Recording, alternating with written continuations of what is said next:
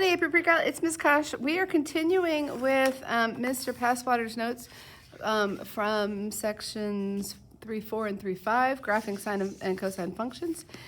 This is the second video, so he had some examples, and I thought we would jump in and save that for this video. Okay, here is a function, and they're asking us the period. So what do I notice? We start here in the middle. We go up. We come back to the middle. We go down. We come back. How long did it take us to do everything it's going to do? It took us pi units to do that. Okay, the frequency would be 1 over pi. The midline, notice this midline right here is at y equals 3. And the amplitude, how high above did that go? Well, it went 3 units above. And how low did it go? 3 units below. Super. If I gave you a question like that, you should say thank you, Ms. Kosh, because that was kind of easy.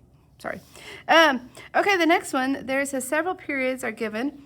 Find the period, frequency, amplitude, and midline. All right, so same idea. This one starts at the very top. I come all the way down to the very bottom. I get back to the very top. This happened by pi over 2. Therefore, the frequency is the reciprocal of that, so 2 over pi. The midline, where, let's see, we went as high as 3 and as low as -1, so the midline seems to be this at y equals 1. The amplitude, I went 2 units above it and 2 units below it, so my amplitude's 2. Okay, the next one, the sinusoidal function h of theta has a maximum at the point pi 8. Okay, so here's pi 8. I'll just label it like this, pi 8. I don't know, I haven't worked these problems ahead of time. That might have been nice, but I didn't. Okay, and its first minimum after reaching this maximum, a value occurs at 3 pi -2. Okay, so that means the period, this was a maximum somehow, and then it's curving back down, it changes concavity, and it hit this, and it says it's the first minimum after this maximum. Okay, so you'll notice that, can you still see what I'm doing? All of a sudden my iPad was glitchy, so I don't know if I need to back up and teach that again, but we have these 2 points. I couldn't tell what you got recorded. We have these 2 points. They are 2 pi apart from each other, which means that it gets back to the very top, thus finishing a period at 4 pi. So the period would be 4 pi. The frequency is 1 over 4 pi.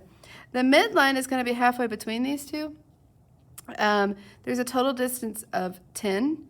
So the amplitude is 5. Halfway between that means 5 less than this, which is 3. 5 more than that, which is also 3. The midline is y equals, what did I just say? 3, not 5. Right? Yeah, 5 down from 8 is 3. 5 down from that is -2. Okay. Oh, you know what? I already have a video of this one. Fantastic. Go find it.